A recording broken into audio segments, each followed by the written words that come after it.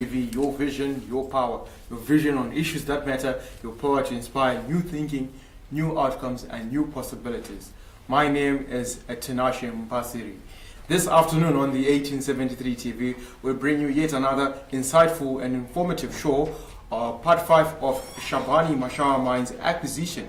And this afternoon on the show, we'll be looking at the facts around Shabhani Mashaba Mines.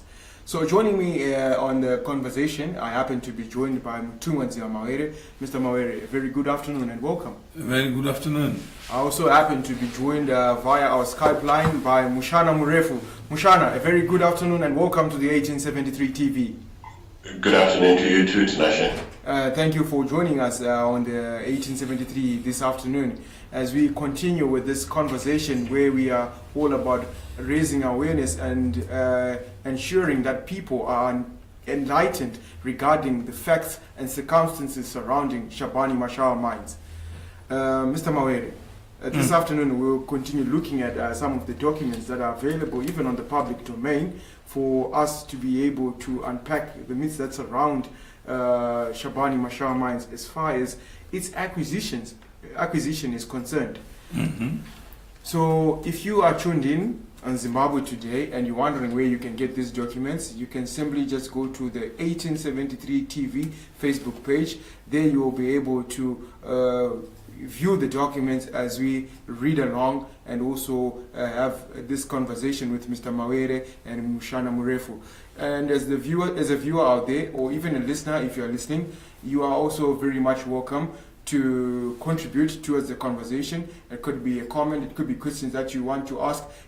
You can do so through the social media platforms that are available, Facebook being one of them, be it on Zimbabwe Today or the 1873 TV, or you can simply get in touch with us on our WhatsApp number, which is +27 82 649 2451 +27 82 649 2451.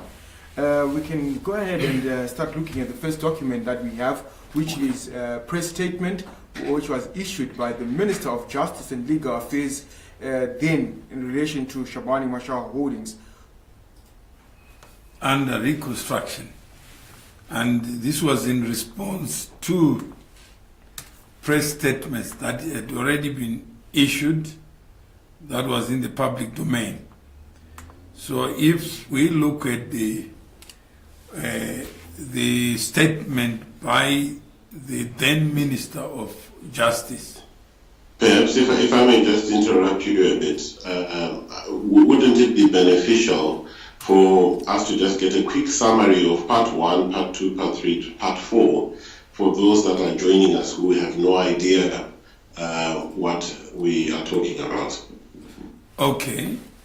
I think the first dispute that needed clarification relates to the acquisition of SMM and how it was financed.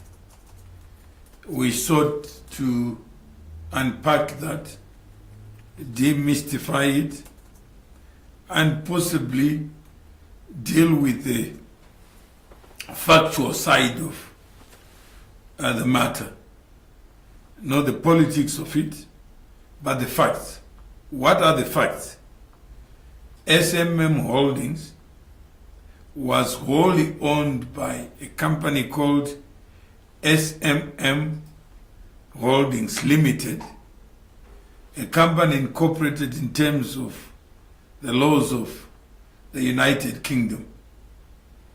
And that company was in turn wholly owned by TNN International, a company incorporated in terms of the laws of England, which in turn was owned by TNN PLC, which was a company listed on the London Stock Exchange.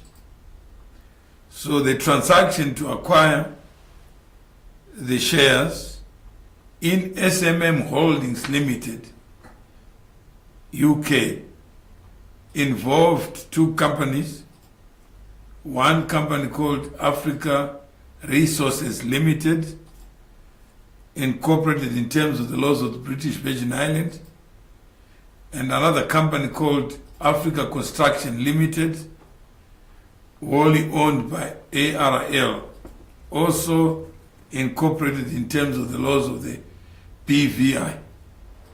That company acquired 100% of the shares in SMM Holdings. The agreements were shown, the transaction was disclosed as to its nature, and the financing mechanism was also part of the disclosure. Then we also sought to examine whether the statement that Chinamasa is a liar holds water, that this is a minister in government who is alleged to be a liar of note, whether that statement is in fact true in respect of the affairs of SMM. What did Chinamasa say in Parliament? He stated as fact that SMM was acquired through the government guarantee, the assistance of a government guarantee. He then made the same utterances to the media, and those reports were part of the disclosure, where he said the ownership of SMM is vested in the government of Zimbabwe by virtue of bearer share warrants. So the statement that we are looking is just a continuation of this a relationship between SMM and the government of Zimbabwe. What are the facts? Was the company indebted?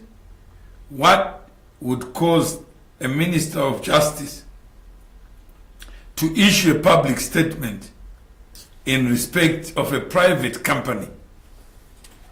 And that's where we are now at part 5.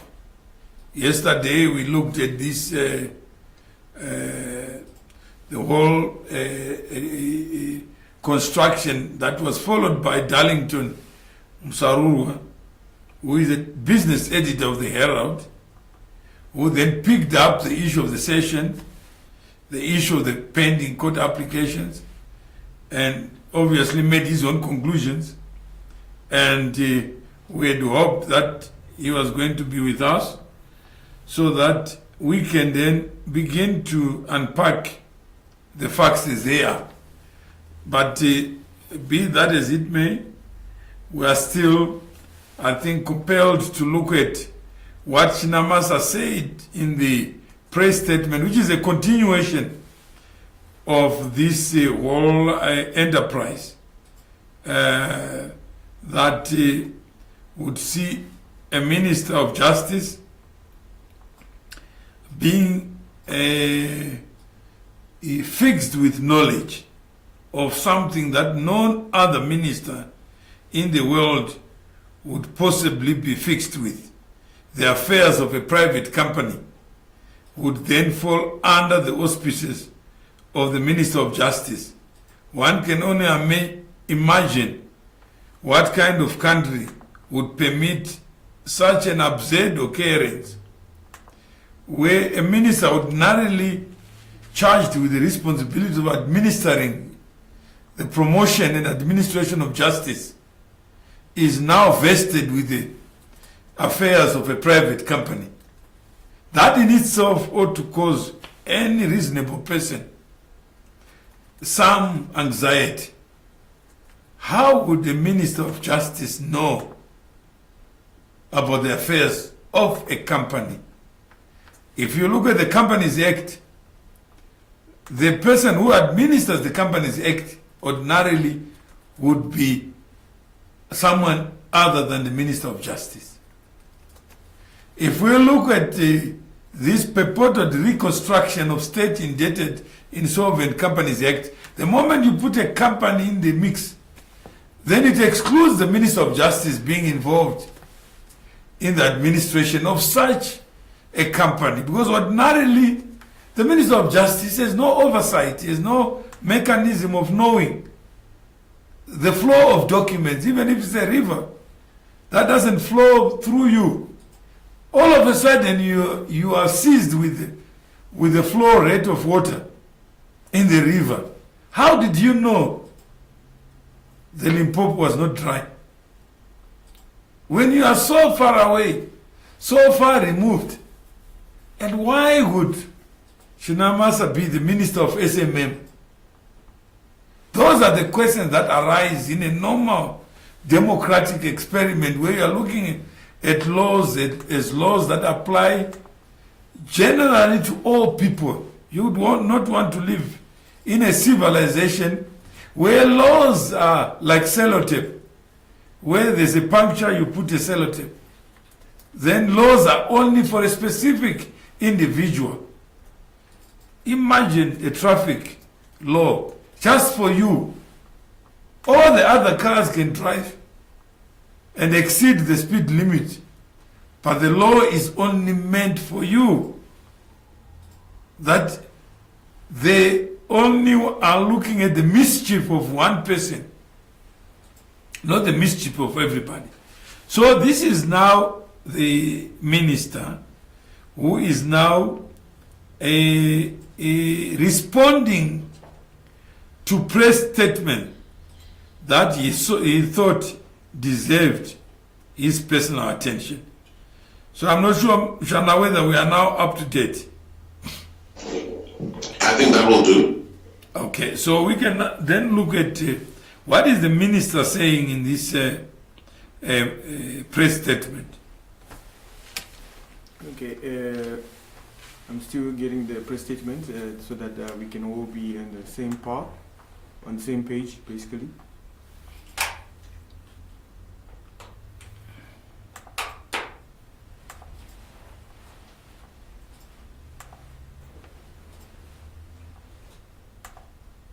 So to our valued viewers, those of you who also want to go through the press statement, you can do so on the 1873 TV Facebook page. So the press statement by the Minister of Justice and Legal Affairs and Resport.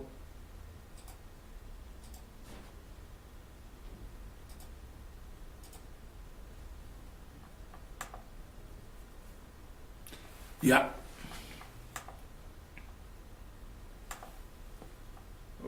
Okay, as we go on to the 1873 TV Facebook page, the statement is now available.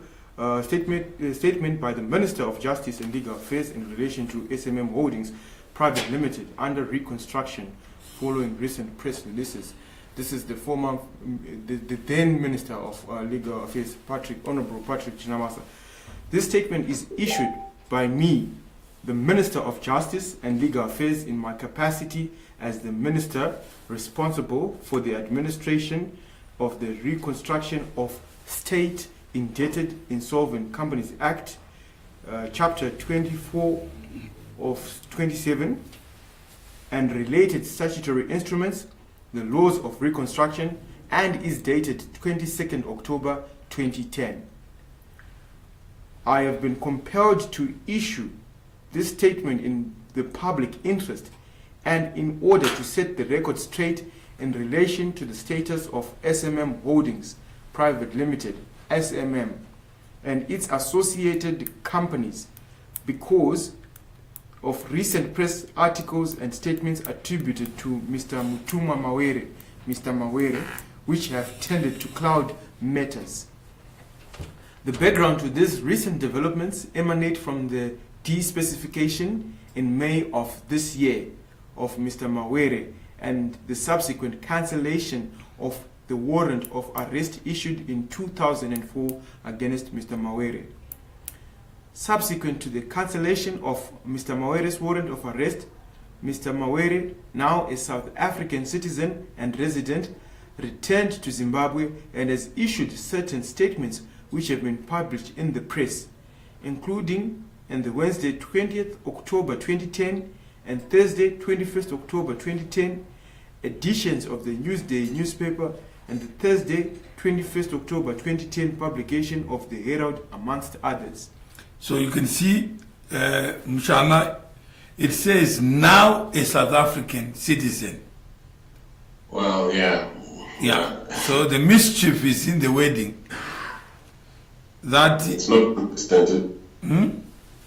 It's not consistent with the truth. Yeah, it's not consistent with the truth, but it's stated to deceive. Is it a mischief, ignorance? Well, I think one needs to look at what's to benefit by saying that you're now a citizen of South Africa at that particular time. No. What are the benefits of that statement? Imagine I'm talking to His Excellency the President, and I'm the Minister of Injustice or Justice, whichever the case. What would be my statement? Mawere ran away from Zimbabwe, acquired citizenship in South Africa to hide outside the reach of Zimbabwe. Because you must read this statement in relation to paragraph what? Is it paragraph 3? He is stating that first there was a warrant of arrest, then there was a despecification. Is that correct? Yeah. And all those are limiting orders. A warrant is a limitation of rights. Specification is a limitation of rights. So if you admit that Mawere is a South African citizen, then you have to answer the question, why did you specify him? That's why the word now. Now. So it fits in with the narrative that then he was within the ambit of Zimbabwe. Then he located himself outside the ambit of Zimbabwean laws. And he miraculously got South African citizenship. Okay, we have Emmanuel Pilime on the Zimbabwe Today Facebook page. He states that seriously, people still crying over spilled milk. What do you have to state to such individuals with such a perception? Yet what we are trying to bring out at the end of the day is this mischief of such public office bearers in a constitutional democracy who are supposed to uphold, promote and protect the constitution. So I think, Mashaba, Tinashe, one thing you need to understand is we are a heterogeneous group in the world, in a country, in the workplace, okay? We are informed by different circumstances. And as such, our expectations, our aspirations are different. So, yes, there are people who might look at this issue and think, well, this has nothing to do with me. Because these issues, in their view, do not affect them. And this whole idea of us assuming that everybody has the capacity to comprehend matters to a larger scale is actually flawed. You know, you will have people who are narrow-minded, who can't see beyond the extent of their nose. And it's not their fault. This is informed by their experiences. So we have to be able to accommodate people who do not understand how it affects them, and perhaps try and explain to them that, well, once this issue happens to SMM, there is a potential that if this is not curbed, this practice, if it's not nipped in the bud, it will extend to other areas which will affect you individually. In fact, you can go beyond that. Citizenship is not free. It's not costless. That actually the use of public power is power that is borrowed from the people.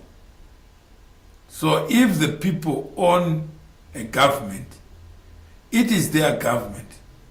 And anyone who acts in the name of government ceases to be a personal actor.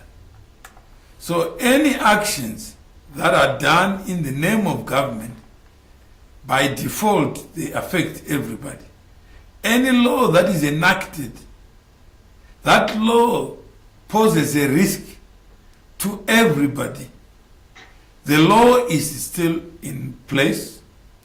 The morality that informed it is still alive. And those who believe that a government can be remote, can be spoiled milk, that the use of public power can be relegated to milk that is spilled, then they have themselves to blame, because those in power may have private disputes.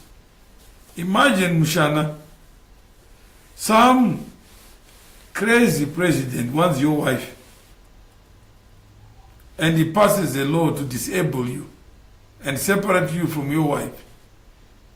Then somebody says, if you are ugly, you don't need to be handsome because of a law. But the law allows you to do that which you cannot do ordinarily as a private citizen. If you have a fight with somebody in government, then they go and manufacture a law that doesn't exist just to catch that which they cannot catch if they were private. Then somebody says, seriously people, I want to be president of Zimbabwe and I don't want to know about Hitler. What would you say? You can't say it's pluralism, because pluralism is accepted provided that a government draws its legitimate authority from the will of the people. And it is the governed who have that power to decide. So it is important that the facts are laid bare, so those who want to understand where public power ought to start and public power ought to stop, they may know better. Because there are a lot of things that happen in the name of public interest. What is Chinamasa saying? He is saying that he is compelled in the public interest, not in the private interest, to issue a press statement. The same government de-specifies you, cancels a warrant of arrest.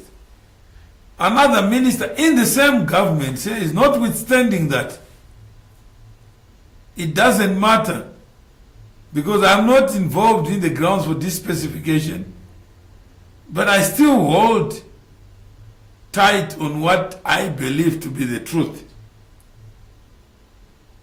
What interest would that minister be pursuing? Is it public? Is it private? And if you are a voter out there, Emmanuel Pelime, never close your eyes on your power. Any use of it, any drop of poison in a glass of water makes the whole water poisonous. So don't fool yourself to assume that use of public power can surrender itself to private interest. And we also have Mangena Tawedzero, who states that we need you, Mr. Mawere, in Shabhani. Again, you see one construction which says Mawere was in Shabhani, so he must come back. So this one is coming in good faith, but with limited knowledge. Can you imagine the power of ignorance in distorting facts? But the person is genuine in saying, we need you. Who is we? And we need you in a geography called Shabhani. Imagine Bill Gates, chairman of Microsoft. There's a problem in the Philippines. They said, we need you, Mr. Gates, to come to Philippines. To do what? Because the laws of the country in the Philippines must be adequate to protect and promote the interests of a company, but not allow a public officer to distort the truth, take property from somebody using the power of the law. What happens to the ownership yet Zimbabwe former employees? Joel is asking a question. That Mr. Mawere, I don't care about rule of law. What I do care is the former employees of SMM must get their houses. That's one view, informed by this idea called ownership. And what Mushana was talking about, that an injury to one is not an injury to all. And it's so pervasive that the last, 13 years, the company has been under the control of a person appointed not by a court of law, by a minister of justice. Imagine a minister of justice being vested with the power to know the affairs of a company, appoint an administrator, and the power given to shareholders to appoint, that power is divested by an act of state. Now the person is asking, don't worry about the rule of law, worry about housing. Not that housing is not important, it is important. We need to be able to address the issue of housing in a holistic manner. And how do we address it? Can you ask Mandela, in prison, can we negotiate? What was Mandela's response? How can a man in shackles or shackled be a negotiating partner? Remove the shackles, remove the law that gives you this unfair advantage. Then we can talk. So I hope, Joel, you can understand the prescripts of the law and the limitations it imposes, not just on public officials, but on all of us. Worry more about the use of your power in the name of government than the status of the victim of the abuse of power.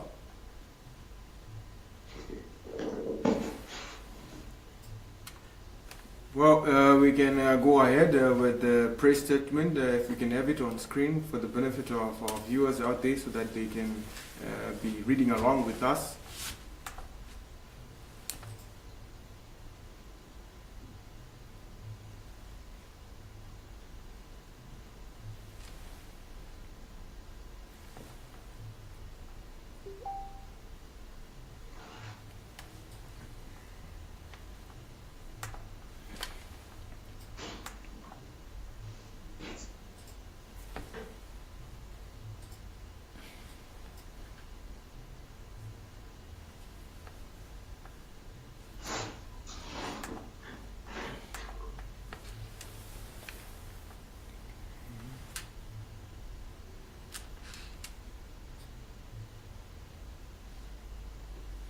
We got it.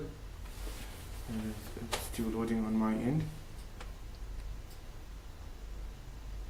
Okay, the public, the press article states and insinuate, that Mr. Mawere has had and intends to have meetings with government officials in order to reclaim what is referred to as his business empire, including SMM, Zimri, Tenno, General Buildings, CFI, FSI, SMM, Zimri, Tenno, General Buildings, CFI, we are FSI. Okay, sorry, technology comes with many limitations. It's trying to be seeing Amazing Grace. I think now, Shana, thanks for reminding. I'll give you a PhD. Okay, so you were at where you were stating FSI, Agricom, Yeah. Vestel, Midsec Security, and Schweppes Zimbabwe Limited. So these are the companies, some of the companies that were taken over. But most people think SMM is only about the mines. Like Joel thinks SMM is about Shabhani Mashaba mines. But this law, like an octopus, tentacles that went beyond the limits of what a normal law would catch. It was given legs to encroach into other companies outside the four corners of SMM. And this is the Zimbabwe that we have today. I can see we are, I think on that score we have covered, our time is what is coming to an end. Mshana, what is your take on the? Well, I think it is very clear. What a lot of people need to understand is how these issues that we discuss affect them. I think it is important for us to be clear enough to help them connect the dots, because, you know, in as much as we might understand how significant and important these issues are, we need everybody to understand, because it is their vote that is essential, it is their understanding that is essential to bringing the change that we seek in any given country. In fact, you can even go in there on radio tomorrow, today, this morning, we're discussing this issue of power literacy. Because most people are citizens by birth. But birth doesn't give you ammunition to know what your rights are and obligations as a citizen. We pass through life assuming those in government actually are better angels, assuming that the people we elect are smarter than we are. They use big words, they use sophisticated language in your name, and you actually automatically disengage yourself and want to talk about the nice things of life, not knowing that without you there is no government. And government is just a construct of human beings. Only exists in the animal kingdom of human beings. Look, I'm sure you understand that. I mean, you grew up in Zimbabwe. You might have seen what used to happen in Zimbabwe, where they understood that not everybody understands the importance of freedom, the importance of self-governance. So during the Liberation War, what happened was people were forced to go to war. People were forced to take part, right? And then after independence, we saw the same thing happening when we had new political parties coming up, breaking away from ZANU-PF and ZAPU. We had Zoom, where we experienced the same kind of thing, where people were forced to take part. They would be asked to join the toy, you know, and it's still the same thing. We see violent campaigns happening where people are forced. So this idea of us expecting that people will naturally just understand and think, look, it's important for me to understand what my rights are within a country, doesn't necessarily work out that way. It has always and will always be a situation where people need to be encouraged to take part. In fact, you are so right. The Deputy Minister of Home Affairs today was saying, look, I issued a press statement to provoke people to begin to talk about xenophobia, about difficult issues in South Africa. What kind of South Africa do we want to see? Do we want to see a country where people can leave another country and say, I call South Africa home? I go to a township in South Africa, here 80% of the people there come from outside the borders of South Africa. We can keep quiet about it, but some people are affected by it. How do we build an inclusive, cohesive, tolerant, caring, prosperous South Africa? How do we build a prosperous Zimbabwe? Do we build it by doing the same things that have never produced the intended results? By trusting the few that call themselves governors, but trusting the few that really don't have a wish. This guy is a minister of finance. Can you imagine? This kind of liar character. He calls himself a minister of finance.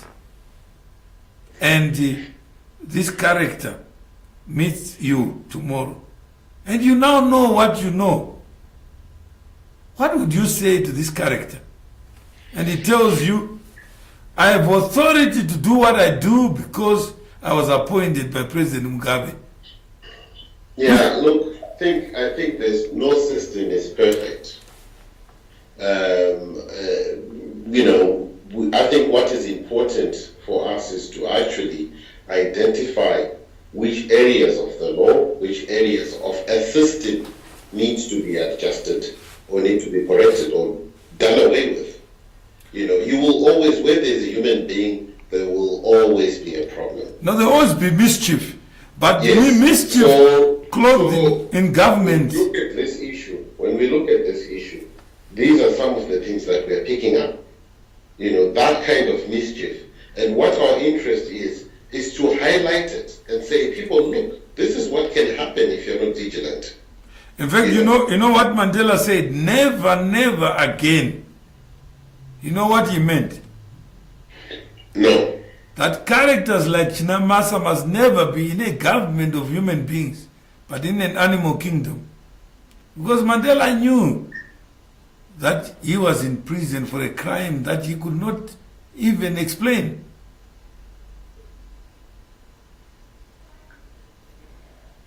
And today is Mandela Day. So, Mushana, what would you say? Message to all Africans. What I'm saying is exactly what I'm saying, that people need to be vigilant. People need to realize that they have to take responsibility as individuals to take part in these affairs. You can't leave it to anybody. You can't leave it to other people who you think matter the most. You are important. You'll get affected one way or the other. So you need to take the initiative by starting to understand what your responsibilities are as a citizen. What does the law even say? Get a copy of the Constitution. It's not a very difficult book or document to read. Start off by understanding what the supreme document that governs all the laws in the country says. And then you become enlightened. And then you start to ask the right questions. In fact, finally, we have Sharon CM is saying, Zimbabwe, people of Zimbabwe, we need to be taught and must be willing to learn for positive change to happen. This is a good program. So, I think on that note, we shall continue to sacrifice our time so that those who really love Zimbabwe and who love Africa may never trust the few people they put in government and think that they are better angels, because we are all human. And abuse of power, and if it's your power, please make it sacred. Don't vote where you don't understand. Vote because you know your power is what creates power. Without your power, there is no governmental power. So no government can claim legitimacy without the consent of the governed. And it is the governed who are willfully ignorant and who refuse even to accept or to entertain any knowledge that they don't have, which if they had it, Zimbabwe would be 37 years old. And what would a 37-year-old look like? It would not look like a basket case. It would look like strong. Those who went to study medicine, they will have a lot of experience. Those who studied engineering, they'll be engineers.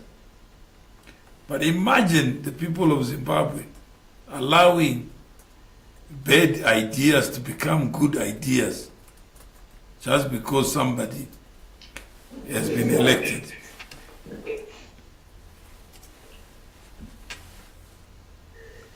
And before we close this program, be sure to join us tomorrow morning between 6 a.m. and 9 a.m. on the Continental Sunrise Breakfast Show that is on the 1873 FM. And how can you possibly tune in? By downloading the 1873 FM app on Play Store or iOS or BlackBerry World, where we engage in these conversations on power literacy. And what I leave you with today, the illiterate of the 21st century will not be those who cannot read and write, but those who cannot learn and relearn. Tinashe Mpasile is my name. Thank you for tuning into the 1873 TV this afternoon. We do look forward to joining you again tomorrow on another insightful, informative program. Thank you, Mr. Mawere, and thank you, Mshana Mrefu, for joining us. And as we have civic, this is basically civic education in an organic form, as the Deputy Minister of Police alluded earlier. And viewers, ensure that the 1873 TV is your station of choice. Your vision, your power. Goodbye.